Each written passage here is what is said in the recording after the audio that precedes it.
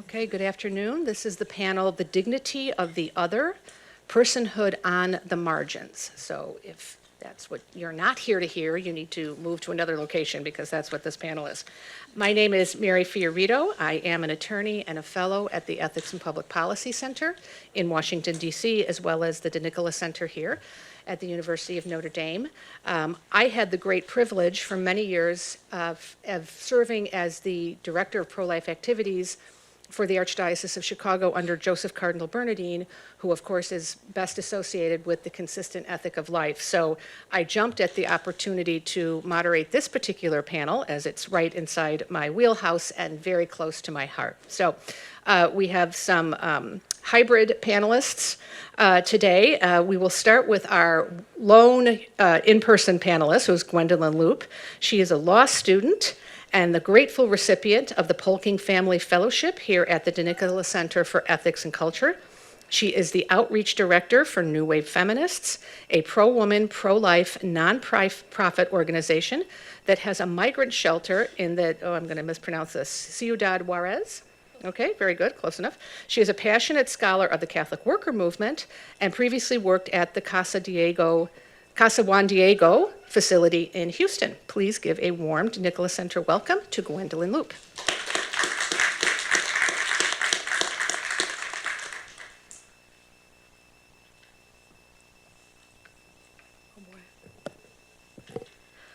Thank you all so much for joining me here today, and thank you, as always, to the DeNicola Center for hosting such a wonderful event. Professor Sneed once told me that the Holy Spirit had a role in bringing me to law school at Notre Dame, and moments like these really resoundingly show me that he was right.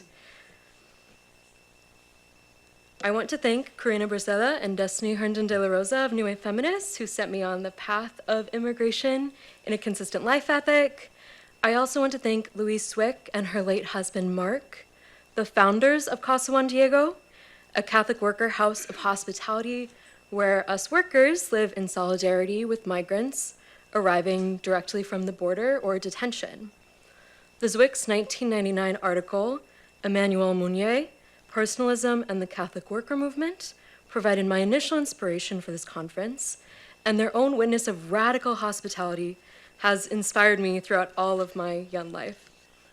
The Zwicks described that for personalists, it is unthinkable that life, freedom, and economics could be separated from responsibility, ethics, and spiritual values.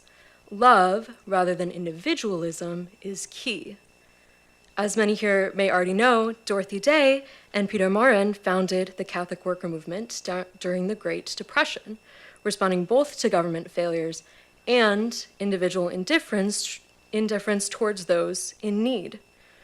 Through uniting ourselves to the least among us, we are actually serving Christ himself. In the words of Peter, the Catholic worker believes in the gentle personalism of traditional Catholicism. This is inspired not only by the Gospels, but by many thinkers and actors of Catholicism, among them Saint Francis, Saint Vincent de Paul, Saint Benedict, Saint Dominic, and Jacques Maritain.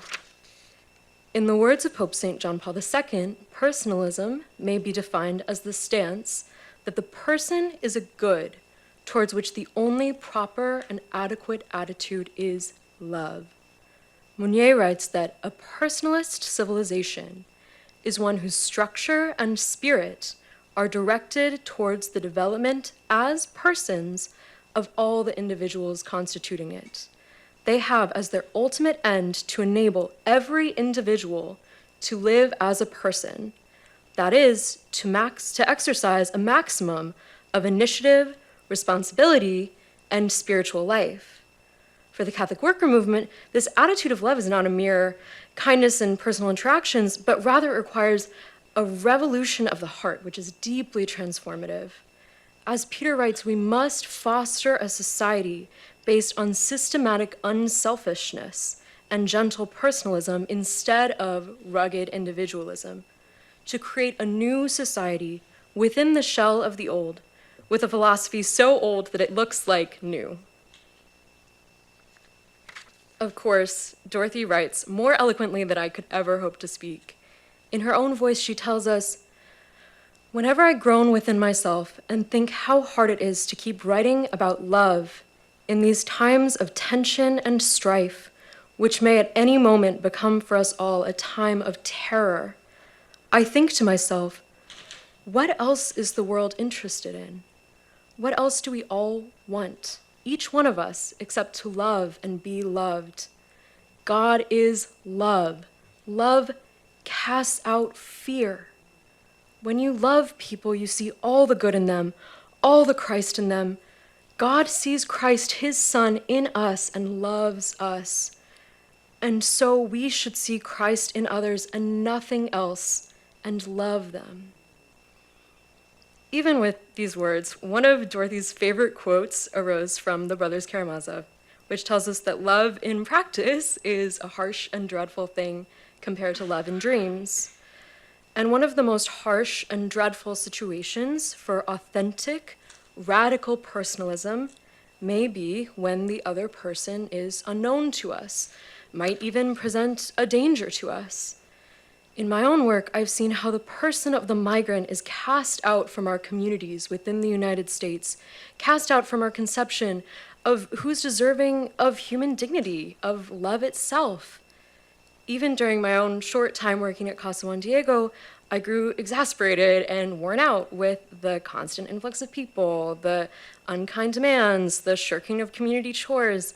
And in despair one day, I asked my friend Karina Braceda, the founder of the New Wave Feminist Migrant Shelters, how she kept going year in and year out. And she looked at me kind of in confusion and said, "I can't stop. The migrant is where I see the face of God." And I'm ashamed to say that I didn't fully comprehend what she meant until my very last day at Casa Juan Diego. A mere hour before the end of my shift, my heart sank as I heard a knock at the door. Outside, I found a man who was covered in his own blood. He had been mugged, and with no money or bus pass, he'd stumbled to Casa Juan Diego, the only place he could think to find help. I was working alone, and my Spanish isn't very good, and I was completely terrified by the sight of so much blood, but I tried my best to care for him until the Uber arrived to take him to our county hospital that receives the poor. This whole time I had this nagging feeling that I'd seen him before, or someone like him before, like seen an old friend in an unexpected place. And later I realized that the ring of crusted blood around his forehead reminded me of Jesus' own crown of thorns. Matthew 25 tells us that whatever you did to the least of these, you did unto me. I didn't understand until that moment that those words could be a terror as well as a comfort. This man at the door is my brother.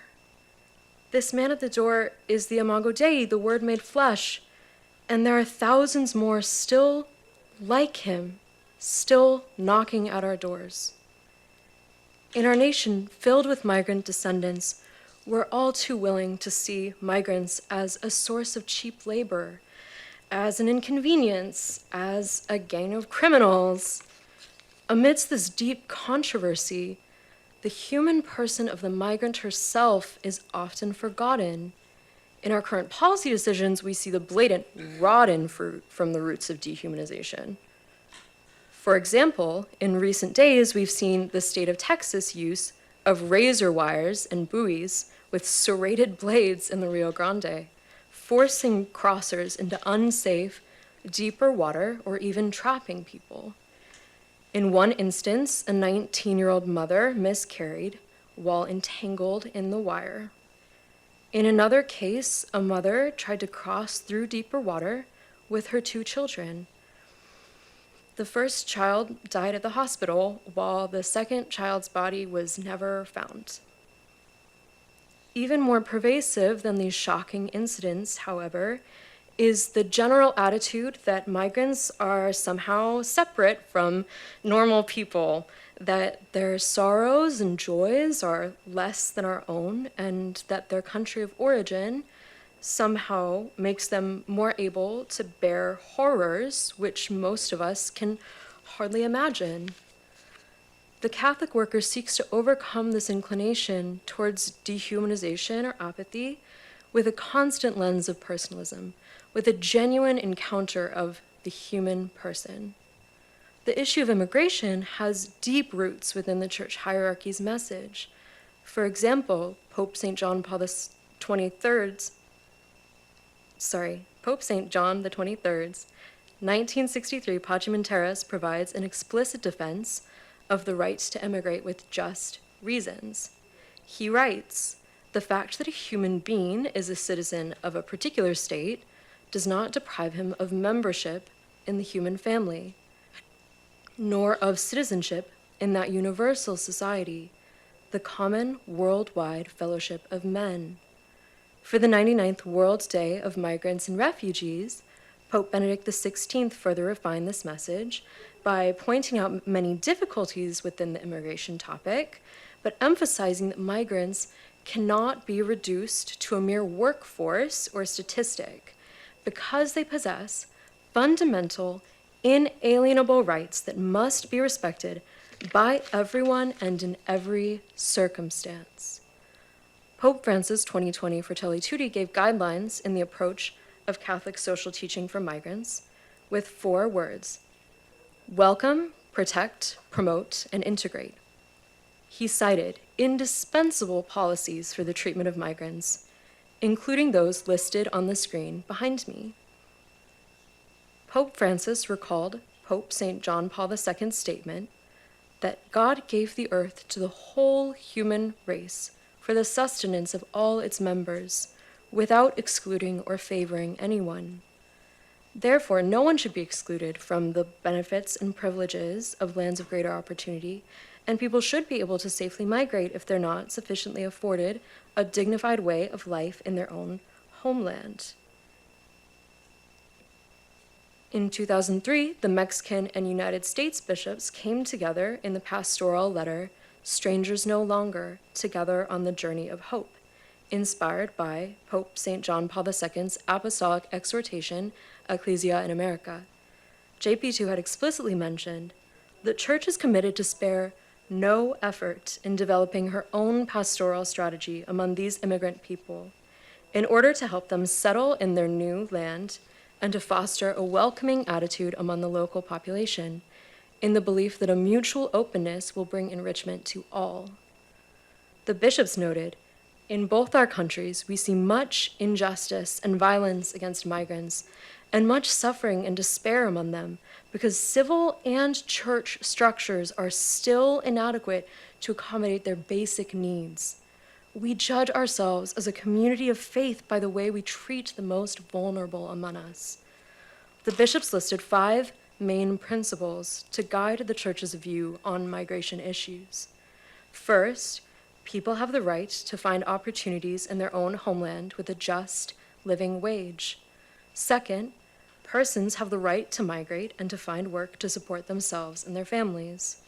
Third, sovereign nations have the right to control their borders, but more powerful economic nations have a stronger obligation to accommodate migration flows. Fourth, refugees and asylum seekers should be afforded protection, at minimum claiming the status without incarceration and having their claims fully considered.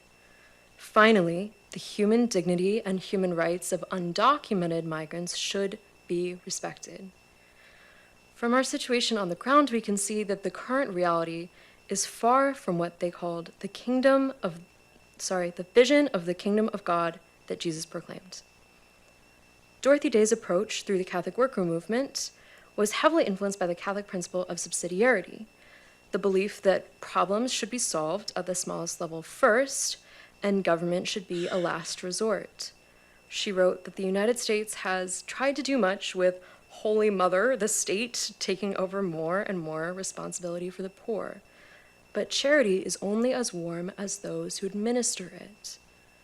The government has a uniquely powerful role in immigration, as it determines who may even enter our country to become our literal neighbor, but we must not let the government's influence make us give up our personal responsibility towards the human family.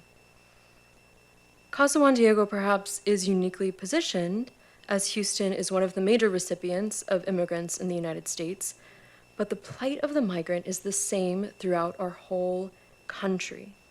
Some families arrive without shoes, with only their documents in hand, if they're lucky to not have those confiscated at the border. Very little access to medical treatment, to work authorization, to an understanding of their legal proceedings. Many homeless shelters will not accept migrants because they don't have a government ID. One migrant woman walked with her son 6 hours from the Houston airport and arrived mere minutes before our Holy Thursday service at Casa Juan Diego. She was embarrassed by her sweat from the sweltering Texas weather, but nevertheless, the priest washed her feet in radical witness to the Gospels. Louise Swick describes the shaky first steps in the founding of Casa. We started the Houston Catholic Worker, possessing nothing except our patron, Juan Diego, and what could he do for us anyhow? It was a perfect match. Juan Diego was poor, powerless, and a nobody in a worldly sense, and so were we. So were the people we would serve, who were sleeping in cars in the used car lots on Washington Avenue, refugees from the wars in El Salvador, Guatemala, and Nicaragua. We too were nobodies as we began taking in refugees in the early 1980s. The immigrants and refugees who came and continue to come to us with only the shirts on their backs are wanted by many only for their work, but are not considered human beings by many, just as the first Juan Diego was so considered. Like Juan Diego, they do not speak the language and they have no rights. This realm of personalism in immigration is particularly urgent for those of us within the pro-life movement for a consistent life ethic.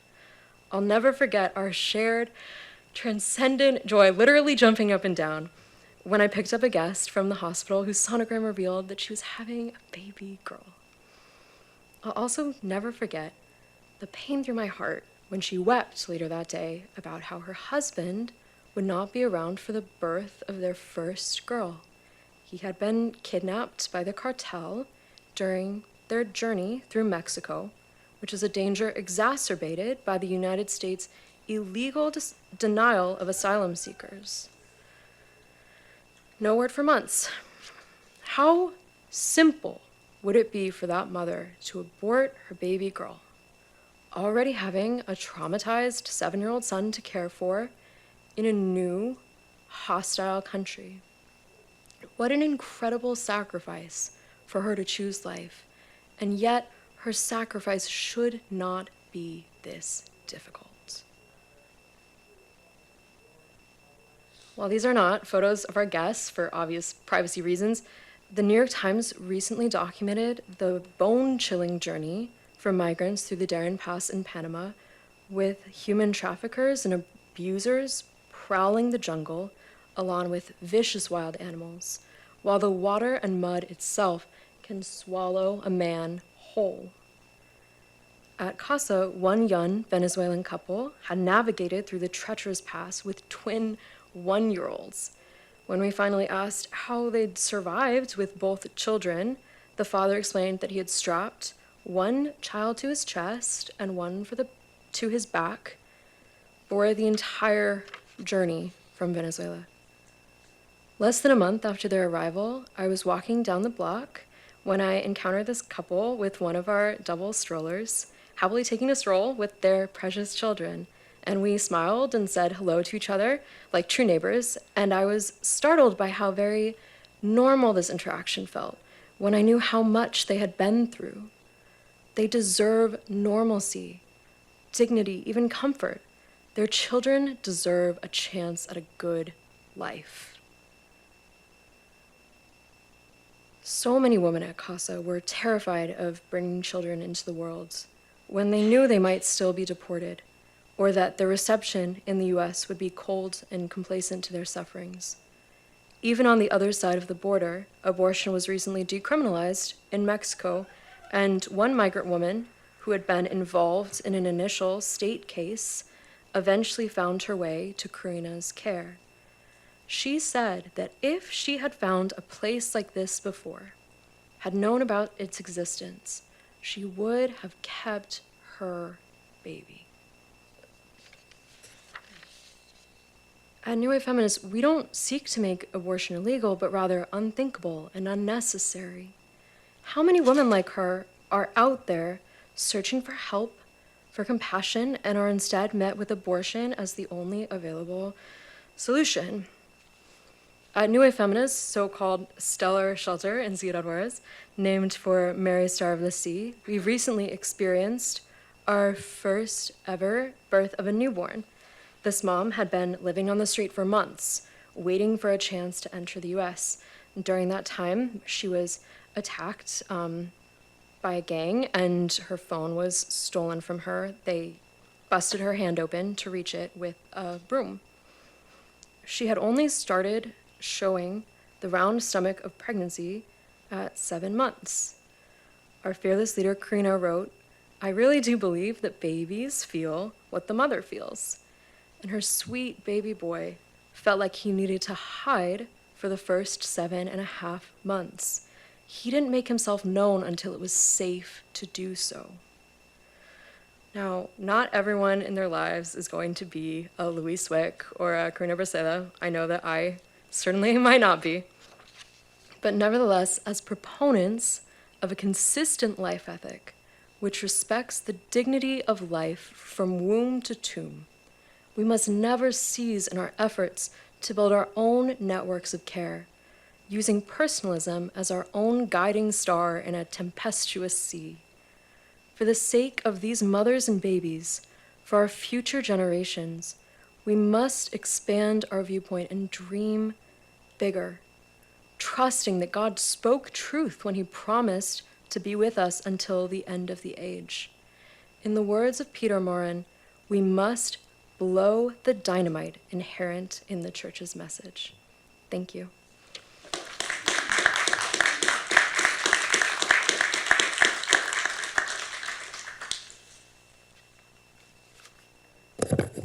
Thank you very much, Gwendolyn, for that beautiful presentation. Will we have Aimee Murphy? We do. Okay, so Aimee Murphy is going to be joining us by Zoom, and so I will read her short biography so you have some familiarity with her. Aimee Murphy is the founder of Rehumanize International, which is a nonpartisan, secular organization, so not religious in any capacity, dedicated to bringing an end to all aggressive violence against human beings through education, discourse, and action. For this life-changing work, Murphy has been featured in news media outlets such as MSNBC, Marie Claire, Cosmopolitan, The New York Times, The Washington Post, Vice News, and many more. She is author of the book Rehumanize, A Vision for Securing Human Rights for All, published by New City Press. Aimee is a queer disabled Latina, an infertile Catholic revert, and a feminist dedicated to the consistent ethic of life through and through.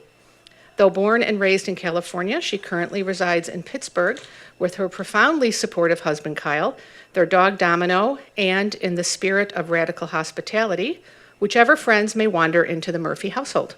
Aimee Murphy. Hello. Sorry, I didn't want to.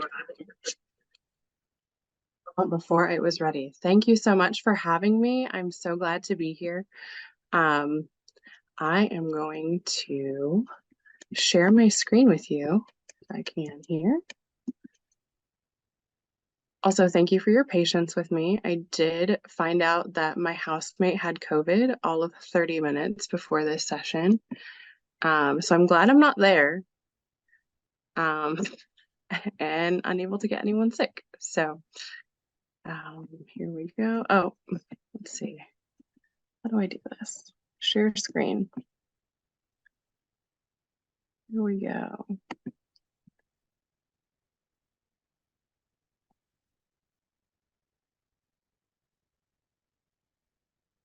Let me see.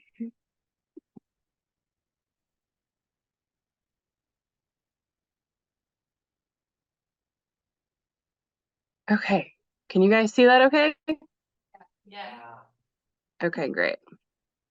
So today I am going to be talking about welcoming the stranger, human dignity, and radical hospitality in the 21st century. I have been passionate about this topic for several years, and it's something that I've honestly only become more passionate about since I did a book tour last year for my book, Rehumanize.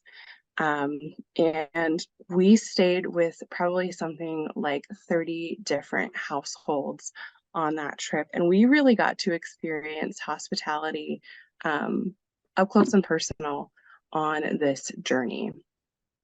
So, okay, there we go.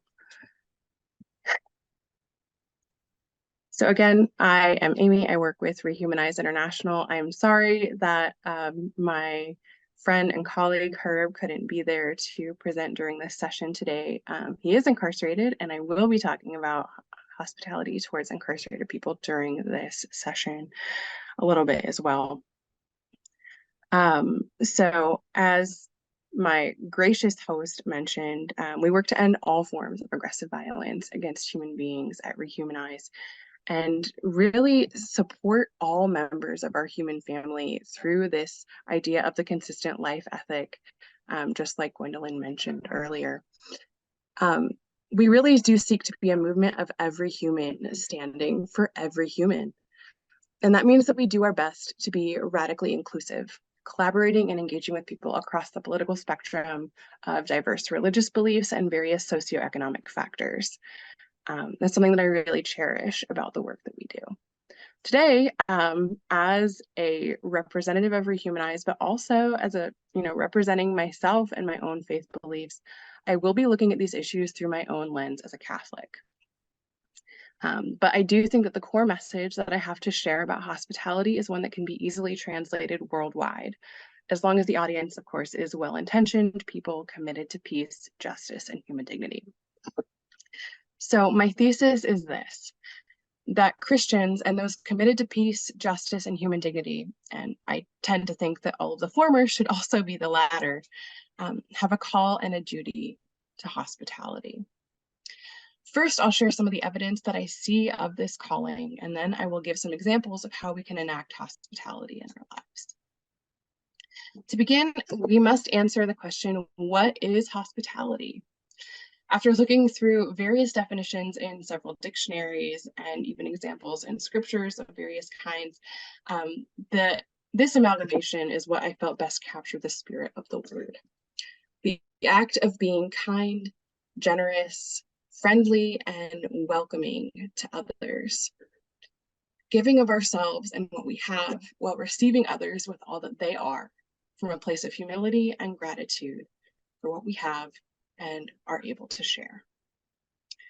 I think this definition encompasses the idea that hospitality is both action and affection.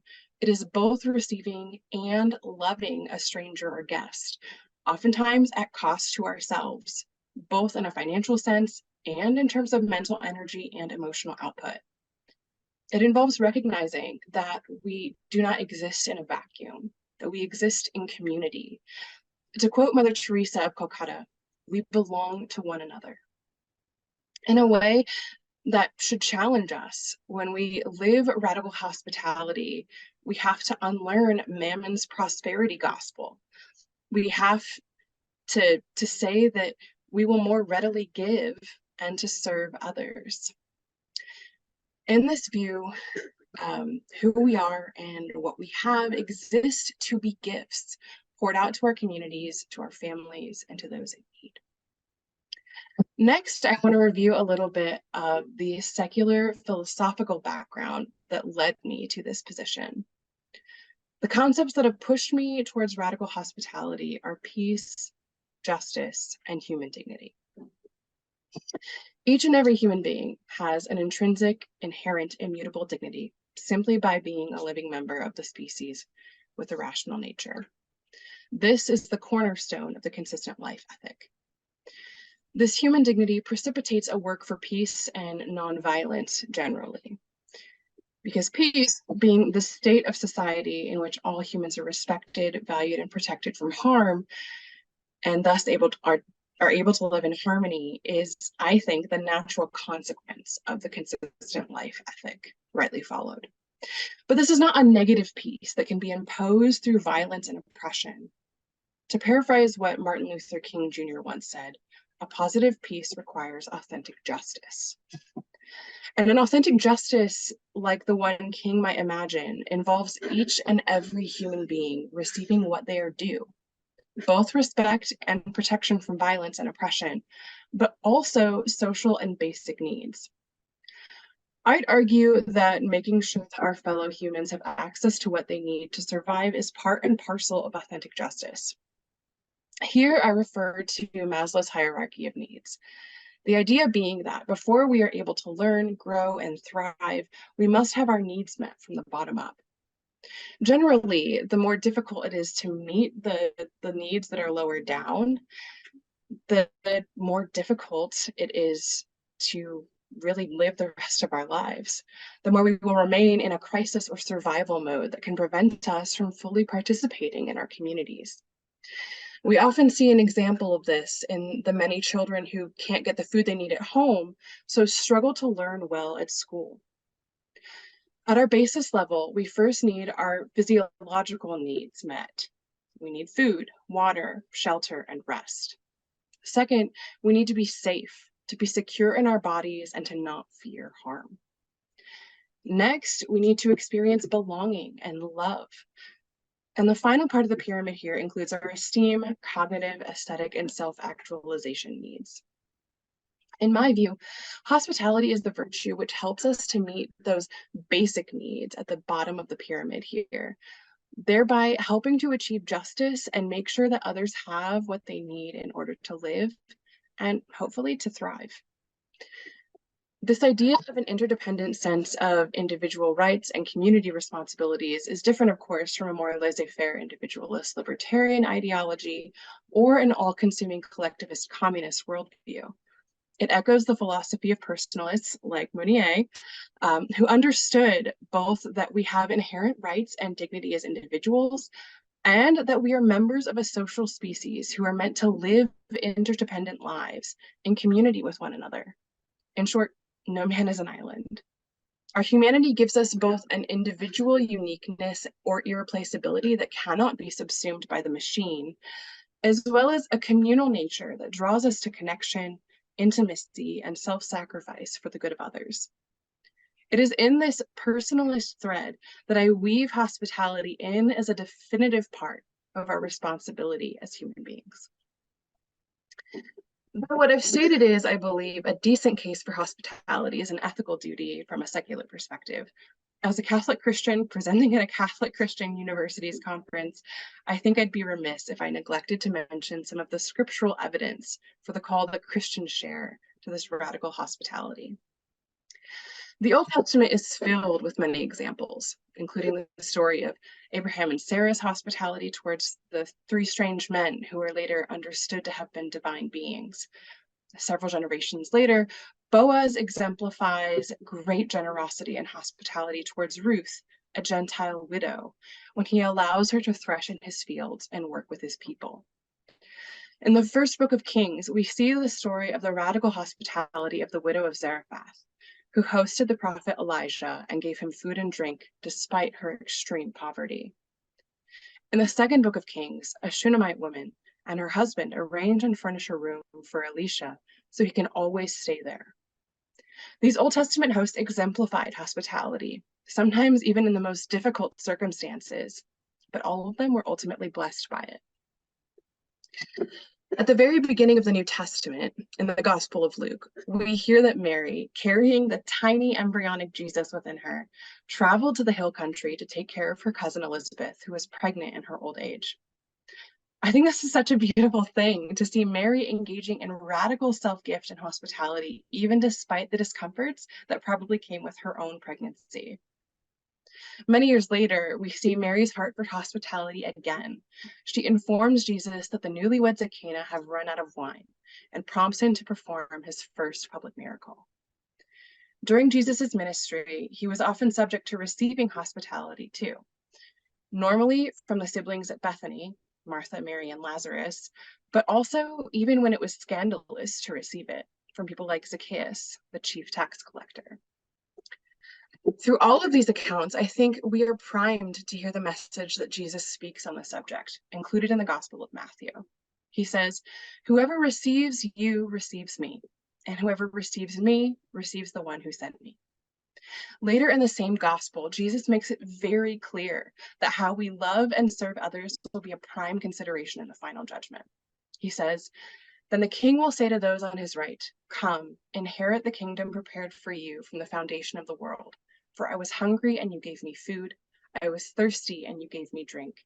A stranger and you welcomed me. Naked and you clothed me. Ill and you cared for me. In prison and you visited me.'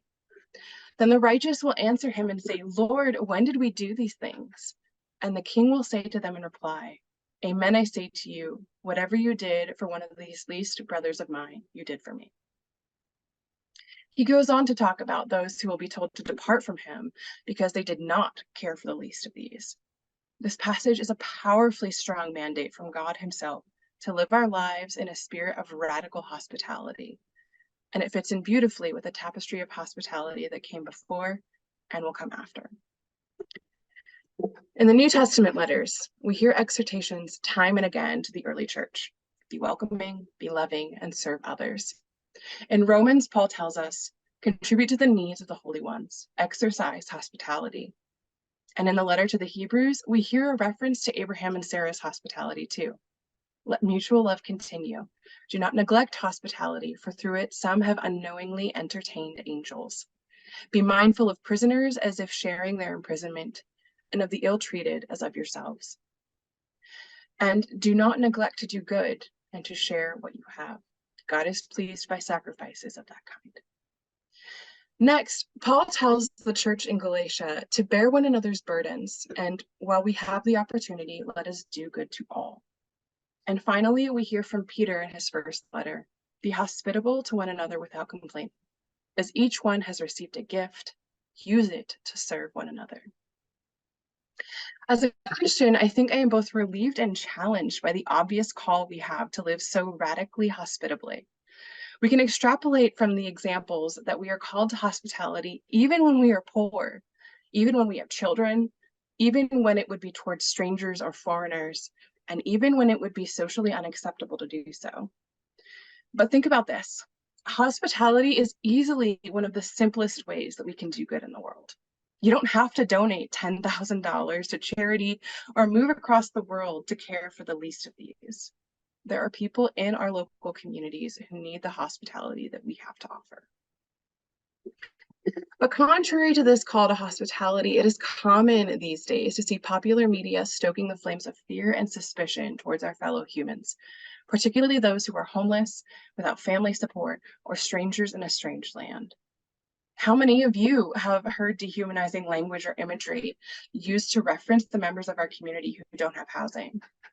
What about gay, queer, or trans people? And of course, what about refugees and immigrants?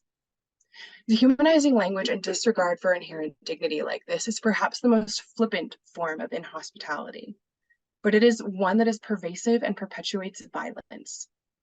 My mind immediately goes to the horrific example of Sodom, where the angelic beings whom Abraham had just hosted were treated with such flagrant disregard and inhospitality that the townspeople threatened and attempted to rape them.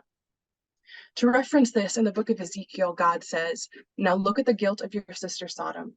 She and her daughters were proud, sated with food, complacent in prosperity. They did not give any help to the poor and needy. Instead, they became arrogant and committed abominations before me." It is clear we are called to radical hospitality, to justice, to peace, to respect one another's dignity. The question is, how do we welcome the stranger in our daily lives? Here, I'll review some examples of the ways that we can live radical hospitality back home in our communities. I want to also clarify that how we each live this virtue will likely look different based on our context. But here I must recommend reading Robin Shreve's piece on scruffy hospitality.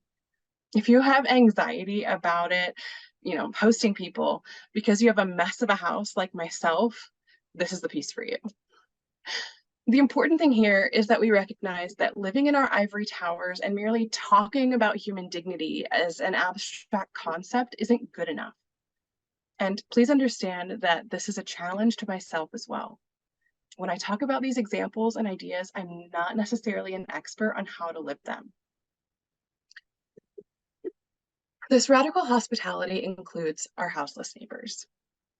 In the US, we are experiencing an ongoing and widespread homelessness crisis. It's a complicated problem, often tied up with financial recession, mental health difficulties, disability, addiction, and trauma upon trauma.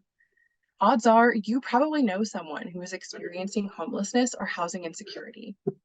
About 600,000 people in the US are homeless today, while over 20 million US households, a rate of nearly 1 in 6, paid over half of their income on housing, which is considered one of the highest standards for housing insecurity.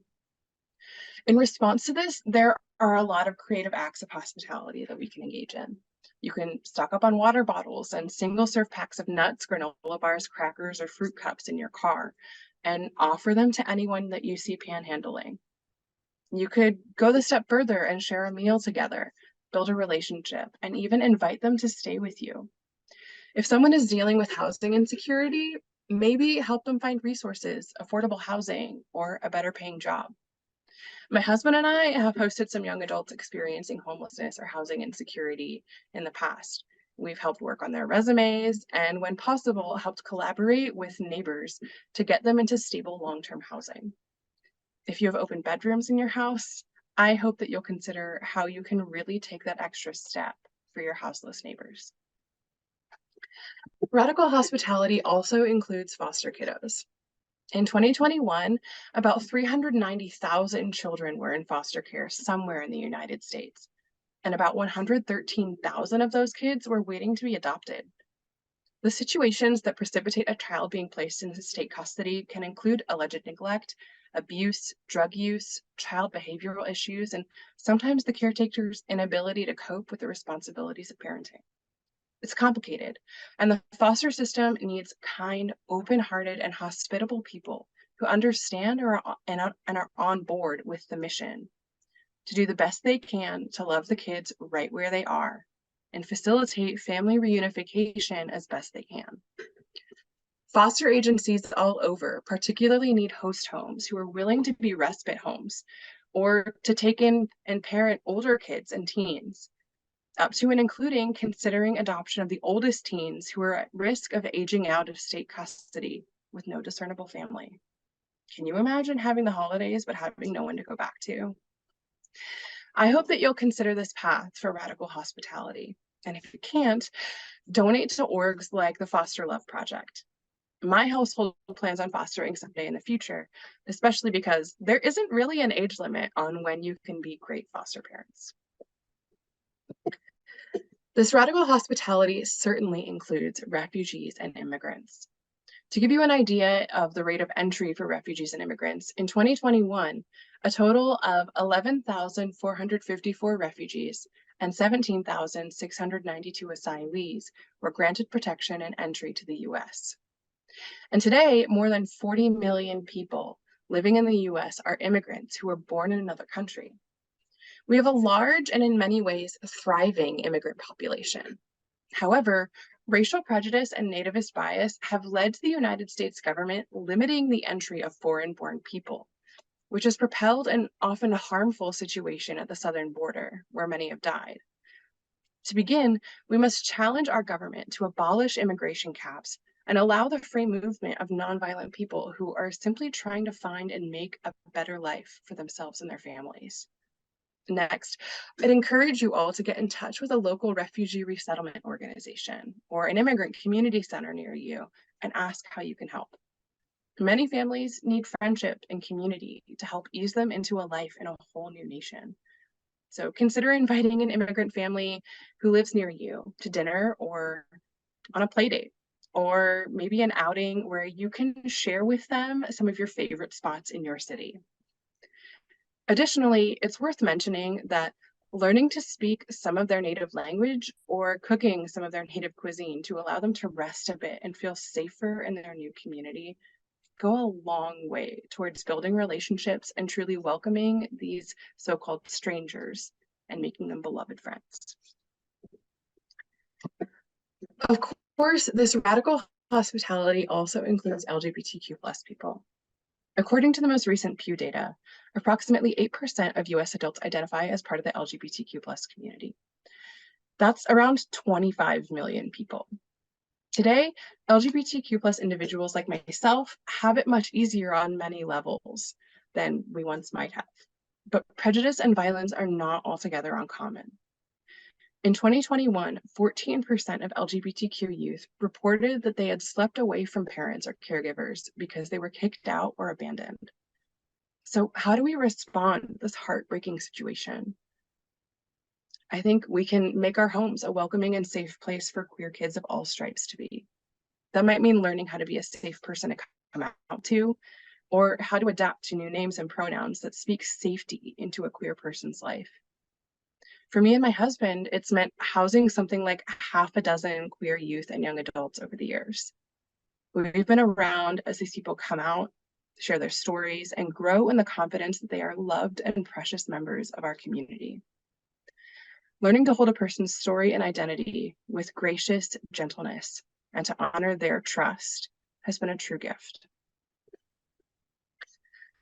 This radical hospitality includes embryonic humans.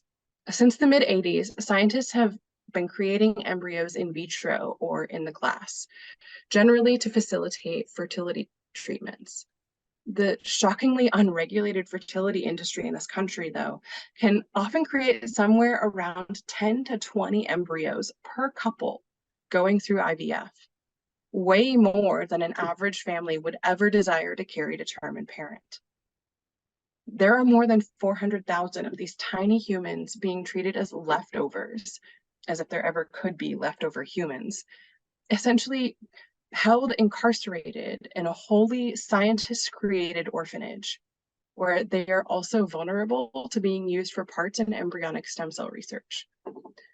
We must also understand that some options that moral theologians have proposed, like letting them expire without care, is gravely immoral, akin to euthanasia or starvation. And letting these innocents languish in freezers is contrary to human dignity. We all need to call for an end to the horrific lack of regulation that results in so many excess embryos being created. But if hospitality is a central virtue and a duty, as I think it is, it follows that we have the responsibility to give these tiniest humans the care, the nutrition, the shelter, the love, and the family that they so desperately need. And that means pursuing embryo adoption if you can. If you're beyond childbearing years, I humbly suggest that you support embryo adoption efforts of young people in your life, like myself and my husband, who are opening their lives, their bodies, their hearts, and their homes to these tiny humans. Next, this radical hospitality also includes formerly incarcerated people re-entering community. According to a 2021 report, more than 640,000 people re-enter communities from federal and state prisons every year. And 9 million more cycle in and out of jails. The re-entry process is often fraught. Many such individuals are being returned to some of the most historically disenfranchised communities, where housing, job numbers, and resources are often low. Since income inequality is statistically significant in relation to all types of crime, it makes sense that not having a solid foundation or a good place to land upon release could lead to higher recidivism rates. So consider if you can be the person or household that offers a safe place to land to these folks re-entering society. In the Pittsburgh area where I live, there's a program that connects willing households with people newly decarcerated who are trying to get back on their feet. This might seem like an especially difficult form of hospitality, but it's one that I hope to do someday down the road, God willing. In the meantime, giving to halfway houses, making meals, and offering mentorship to people going through such programs can be an excellent way to build relationships and stretch your hospitality muscles.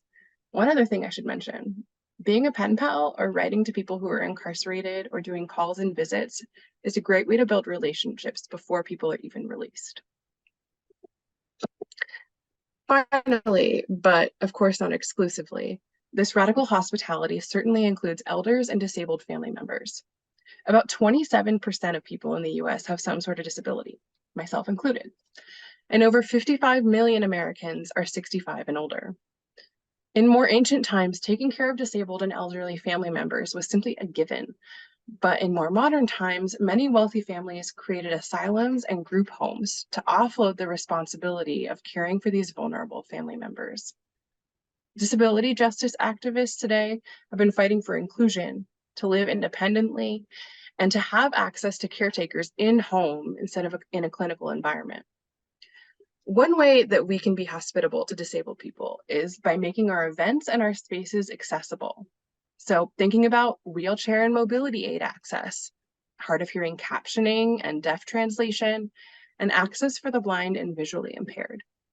And if you have the space and the means, consider welcoming one of your disabled and elderly family members to live with you when the need arises. This is a journey that my parents have just embarked upon as they welcomed my paternal grandparents into their home this past summer. They'll admit that it's been a challenge to learn how to live with each other. I think they'd all also agree that it's truly been a blessing. Before I close and ask for questions, I feel I must mention that this list I've reviewed is in no way exhaustive. And though I've covered many of the most salient groups of our time here, I know that there are more groups that I couldn't fit. So I challenge you to ask yourself, who else would you include in this list? What are some other ways that you can think of to extend hospitality, particularly to the least of these? And perhaps most importantly, how will you live your, oh my gosh, I'm sorry. How will you live the virtue of radical hospitality in your life back at home? Thank you.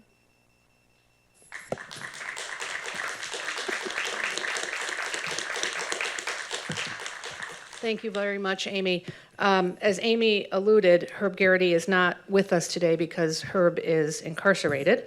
In October of 2020, Herb and 4 other people blockaded the notorious abortion clinic of Cesar Santangelo, an abortion provider who is known for doing elective, very late-term abortions.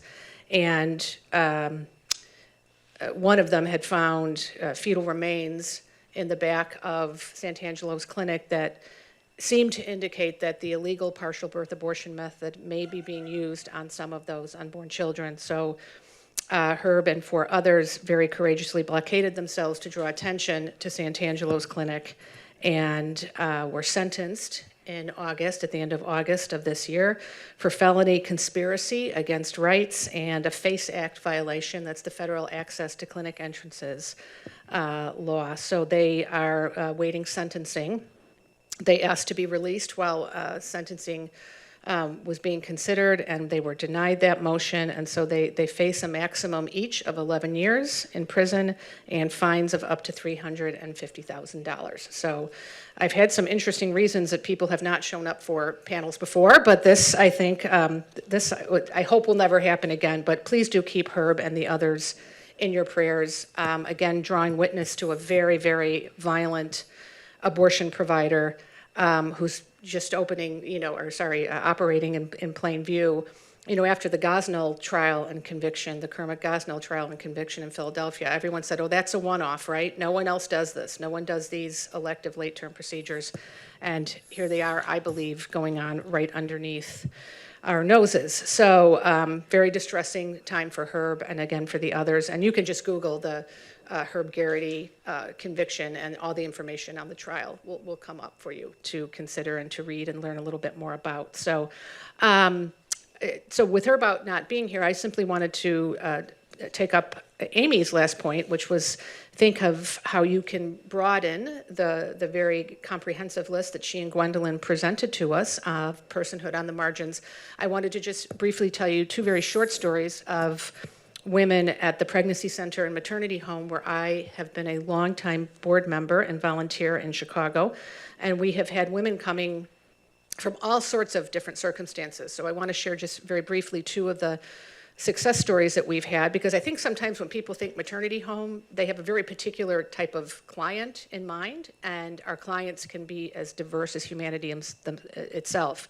So Sunny, who was one of our clients who came to us, was a resident of China, a Chinese national, who was here in the United States on a work visa, and she's an engineer by training, and discovered she was pregnant. And she was pregnant with her third child, which also happened to be a girl. She had not yet registered her second child with the government. And a third pregnancy would have brought with it extremely grave consequences, financial and otherwise, for her family.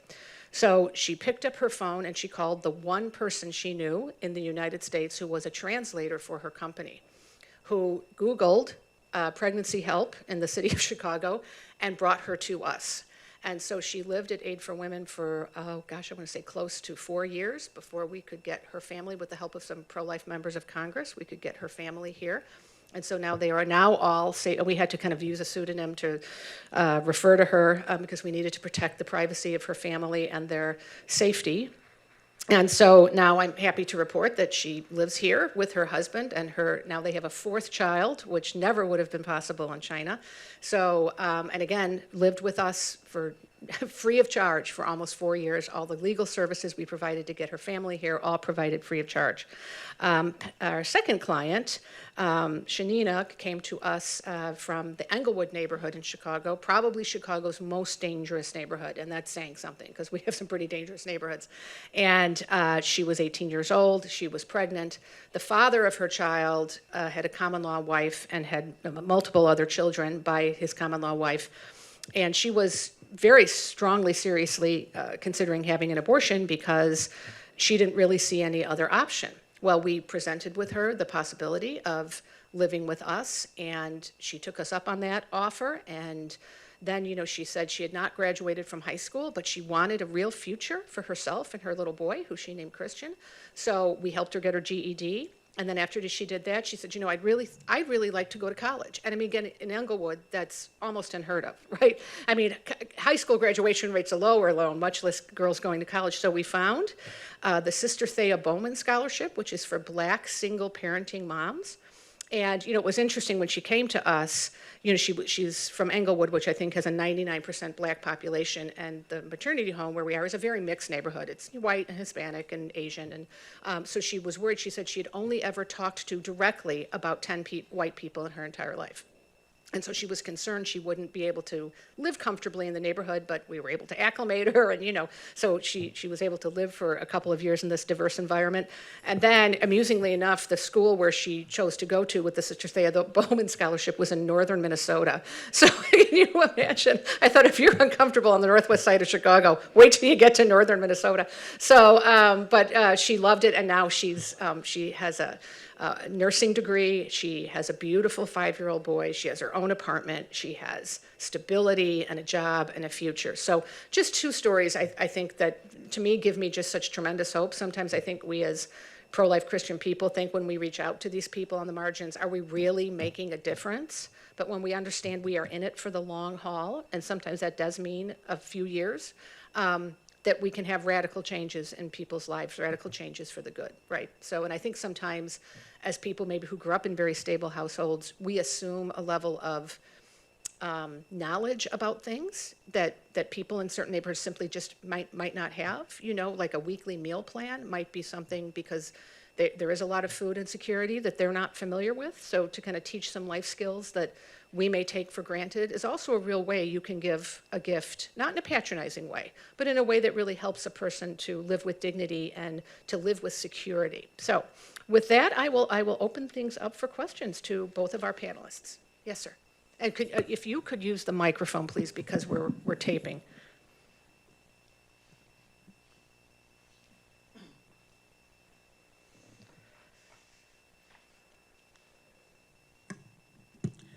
My name is Richard Stith, and I'm a friend of Aimee's and Herb's, and I'm sure looking forward to seeing both of you here today, but at least got you partway, Aimee. I want to respond to your question. What are some of the most difficult groups that we should notice to be hospitable to? And it seems to me one of them is the group of people who are inhospitable. I run into this all the time. We're out protesting against abortion, and people would drive by and say really angry, "My body is my choice," Well, they're saying, I don't want to be hospitable with my body, but I want to be hospitable to them. So the best I can come up with is to say, hey, I understand, there's a history of oppression of women, and that women's bodies are frequently abused in our society, rape being the worst, but there's a lot of that. And so, I really sympathize with you, but we don't want to overreact by hurting somebody else's body, So, to express sympathy, but to disagree, but another example, when I've traveled around, going around New York, I'm going around Chicago neighborhoods, I was in a Ukrainian neighborhood, and I noticed all the little lace curtains and the manicured lawns, and then there was a street, and then the Mexican neighborhood began over there. No more manicured lawns, no more lace curtains, people sitting on the porch playing guitars. Now, we go to Mexico every summer for a month. I've taught down there for a long time. I love Mexican, I speak Spanish. I have nothing against Mexicans, but, and I've also been actually taught in Ukraine, but I see, I don't think when the Ukrainians don't want the Mexicans moving into their neighborhood, they're motivated out of racism or ethnicism or hatred of Mexicans. There's a Ukrainian way of life that they want to preserve, and that's part of your pyramid. The higher parts of the pyramid are self-esteem. You get self-esteem by having the prettiest lace curtains. Now, if half the people, your neighbors are all Mexican, they're not going to care about your lace curtains. You're not going to get that self-esteem. So all I'm saying is, it seems to me the most difficult thing, and things we should always bear in mind, is don't personify the people who disagree with us as demonic or as enemies. Try to recognize the good that they are pursuing, even though we may, as in the case of abortion, say, I'm not going to let you pursue that the way you want to pursue it. In the case of the Ukrainians, I know it's illegal, but I would say, hey, if somebody's out of sugar in the Mexican neighborhood, give it to them. But, I think if somebody wants to sell their home, they should prefer another Ukrainian in that neighborhood rather than a Mexican, because to not break up the neighborhood. So, I think you could come up with different solutions. But so my basic question, I'm sorry I'm talking too long, is does either Gwendolyn or Aimee have any thoughts on how we can avoid hating the people who seem opposed to our really important work for hospitality? Aimee, do you want to respond first? Sure. It's a not so simple response, but I think one of the first things that is perhaps necessary for a spirit of hospitality in general is approaching people with humility and curiosity. I think that openness to others is just a crucial first step in creating a space that is welcoming within yourself towards others. So yeah, I might disagree and disagree vehemently with people who, might want to have an abortion or might want to engage in a form of housing discrimination. I think in those situations, I would ask them, what is it that's important to you that makes you want to support this or makes you want to pursue this path? What led you to this conclusion? And typically, I think those sorts of questions where we really do want to hear their opinion and we really do want to hear what they have to say is important for building that relationship and really changing the culture. And I think also acknowledging that each and every person that we interact with, well, maybe not every, I would say 99.9% of the people I've ever interacted with, I could say were really doing their best that they were doing their best to love others and to support human rights and to build a better world. And I think, you know, if we kind of run with that and we, you know, maybe challenge them to say, well, have you considered this other perspective? Like, I agree with this one part of what you're saying. You know, yeah, I think that women's bodily autonomy is important. Have you considered, you know, the bodily autonomy and the rights and the dignity of that child as well? Or when it comes to, you know, this housing discrimination, you know, I do think that it would be great if our neighborhoods were all, you know, lovely looking and well manicured. But have we considered, you know, what the purpose of housing is ultimately for? And can we then, you know, basically build common ground and challenge people at the same time? Also in a way that, you know, perhaps we're challenging ourselves to grow and change our positions too. Gwendolyn, did you want to make a comment? Yeah, I think absolutely echoing Aimee's point about finding common ground. One major aspect of our strategy at New Wave Feminists is to work together with people that we might disagree with on a variety of issues. For instance, one of New Wave Feminists' main point is to work with people who may be supportive of abortion in some or all contexts, and working for childcare, housing, and transportation are our three big points that we've found that a lot of women in these spaces can all agree on as basic needs and as something that can really change our culture.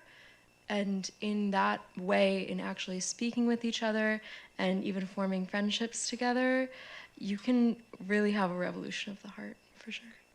Okay, thank you. I think we have time just for one more question.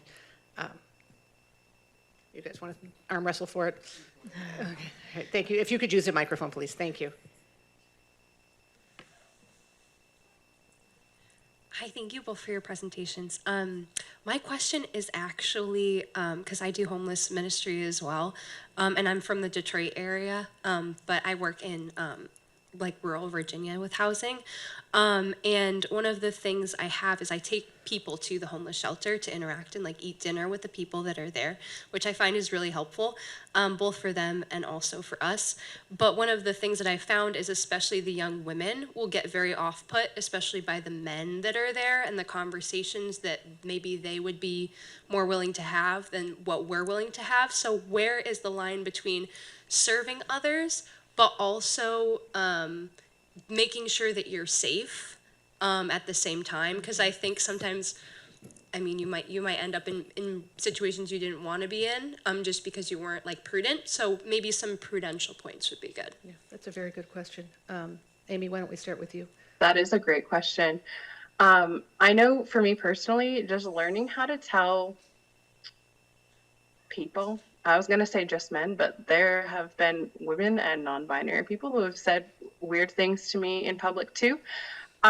Just expressing a boundary and saying, hey, I'm not comfortable talking about that subject, whatever it is. You know, if we want to continue this conversation, we can talk about something else. Or if you want to continue talking like this, like I'm going to have to go over there, whatever. Which like is a skill that I need to learn in my daily life, even with my housemates and my husband sometimes. So learning how to express boundaries in a way that is still like low key and respectful, you know, trying to understand where people are coming from, but not necessarily letting them walk all over you, I think is really important. Right. And then sometimes there can be mental illness involved or something like that, and you need to be sensitive that you might be dealing with a person who, you know, isn't well. So, okay. And did you want to add anything, Gwendolyn? Yeah, I had a similar experience pretty recently. And I think reflecting on that and my own feelings of kind of like disgust or terror or whatever, realizing that in looking at the dignity of the human person, we are also looking at our own dignity as human people. We are also made in the image and likeness of God. We also have concerns about our own safety or our own trauma. So thinking about ways that you can continue in the work and embrace the inherent scandal of the works of mercy while also like allowing yourself to put up a professional boundary, as Aimee was saying, allows a kind of longevity in which we can help so many people, even if we aren't necessarily able to overcome like this one specific circumstance. Okay, yeah, that's right. So, sir, if you wanted to add, if we could do it quickly, your question? Okay, super.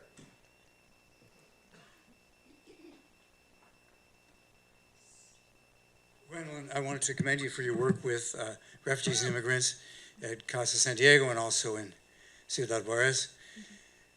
There are some bishops in South Texas that have complained about the ministry of Sister Norma Pimentel and complained about Catholic Charities money gathered from parishes being used with undocumented people.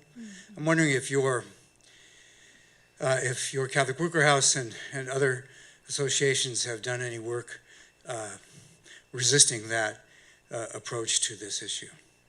Sorry, resisting the approach of Sister Norma Pimentel? Well, I mean, yes, speaking on behalf of Sister Norma Pimentel and critiquing the bishops for their intransigence on this issue. Sure. I think the topic of, I have sympathy towards the bishops because the topic of undocumented migrants within the U.S. is a really painful subject for a lot of people, especially within Texas.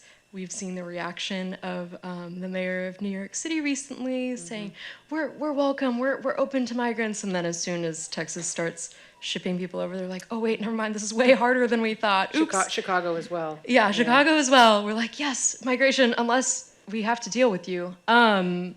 So I think that is very unfortunate, but I think in terms of living out our faith in a radical and authentic way, looking at the kinds of people who Jesus was serving in his time upon his earth, who he chose to affiliate himself with, not worrying so much about the budgetary cuts or the constraints of these people, but recognizing that they do not have access to the same level of medical services, of housing stability, that even our own citizens within the US may have access to. Like, their lives, they are our brothers and sisters in Christ. And I would encourage the bishops to look at the Catholic social teaching, which I've presented today, even looking at statements from the USCCB and the Mexican bishops as well,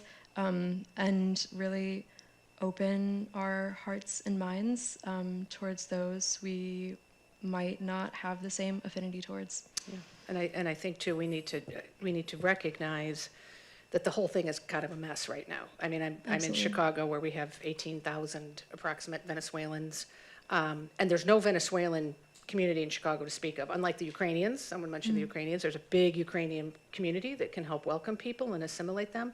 We don't have that for Venezuelan migrants. And so, it snowed in Chicago 2 days ago, and they're sleeping in tents in parks and outside the police station. I mean, it is a humanitarian disaster, and winter is coming, and it's going to be here, and they don't have winter clothing, right? As you mentioned, they come sometimes just without even shoes, and the city is scrambling to try to find something, and unfortunately, it has led to tremendous tensions with the Black community, because the neighborhoods in which they are being placed are largely occupied, and so I'm worried this is going to get to a flashpoint, and we need to, obviously we have to recognize the human dignity of everyone involved, and not displace people, but also make sure. I mean, it's not their fault they're here, right? So